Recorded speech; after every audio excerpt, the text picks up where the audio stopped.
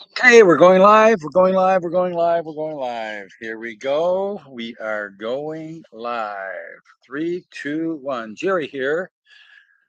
I'm going to ask you a question. If there's a UFO abduction and half the people were zapped into thin air in your town, but the New York Times and the Washington Post and other mainstream news fakers didn't report it, did it happen? That's my question. Good evening, everybody.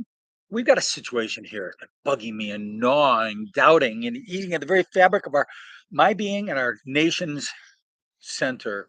Half a town is gone, evaporated into the ether, allegedly by some unexplained extraterrestrial force. The response by our revered truth peddlers in the press, deafening silence.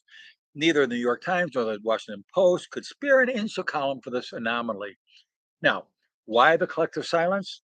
Is it that they're too engrossed in policing our thoughts? What were you thinking before they were doing the thinking for you? You got to ask. Dictating our political choices, or has it been that this event, this cataclysm, just doesn't fit snugly into the prepackaged narrative? I'm giving this an example. This didn't really happen, but follow along. In their pages were nothing but a bunch of conspiracy freaks or pro-Trump whackos. They label us this because we dare to question them. Because we don't look at the stars, we question them. And when there's something extraordinary as a whole town or half a town vanishing in thin air, we dare to ask the tough questions. How about the basic questions? Why aren't they even asking the basic questions in life about Trump, the indictment, etc.? Three indictments in a row. Now they're talking about a fourth one from Georgia. Give me a break. Shouldn't there be a sore loser clause here someplace or some penalty to people? No, they get to dig into taxpayers' dollars, unlimited money. If they run out, they print some more. Remember, this is a nation where half or more of the people, clearly, everybody could acknowledge that, voted for Trump. So this isn't an insignificant fringe. We're not an eccentric sect. We're part of this nation's fabric. We're your neighbors, your coworkers, your friends. And yet, when we seek answers, we're treated as if we're a joke or a UFO club or something. We're silenced, we're ignored. Listen, America, this isn't about partisan politics. It isn't about who voted for whom or what color is your political hat. It's about truth. Truth Social is one of our sites. About accountability, about the right to be honest, unbiased. Here's the thing. If a UFO abducts half a town and the New York Times, the Washington Post does not cover it, did it still happen? Absolutely. The lack of media coverage alone does not negate the truth. We are about the truth. We are the people. We deserve the full story, no matter how unsettling it may be. We live in a world, we're spirit beings, but we live in a world, and we live in a soul, and we live in a body.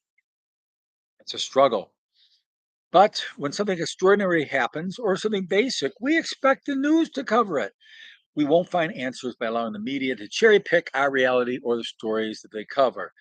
So we need to question to seek the truth, even if it's uncomfortable or difficult. We need to talk to our coworkers, our friends, even our enemies, and get them to think for themselves. Ask them, what were you thinking before they did your thinking for you?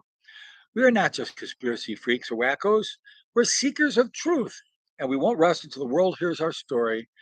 And it did happen. I mean, if that did happen. But we have ones that really happened, like January 6th. Like Trump was guilty of being alive on January 6th, therefore they're nailing him. He's got a constitutional right of free speech to question something. He didn't know if the election, what clearly to this day, he doesn't believe election results are right. So he should be squelched and not talk about it. Of course, he has a right to talk about it. So do we.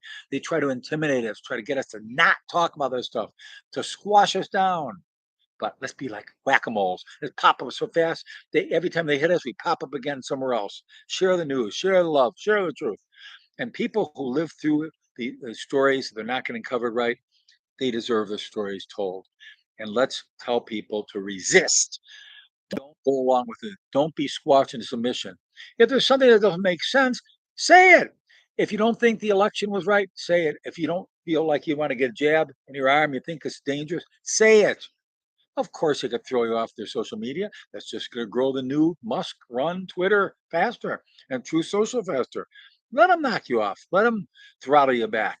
Good riddance to bad rubbish if you're off those pages. They do that to you.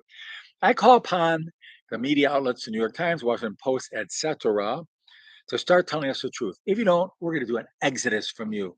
We're not even going to subscribe to you when it pops up. Says, oh, $1 for 6 months. Just click here and give us your credit card and your firstborn.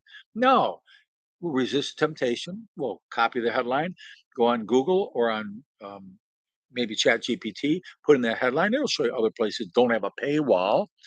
So boycott, picket, protest, whatever you have to do within the morals and legal. Do anything you can to throw a monkey wrench into the system until they start telling us the truth.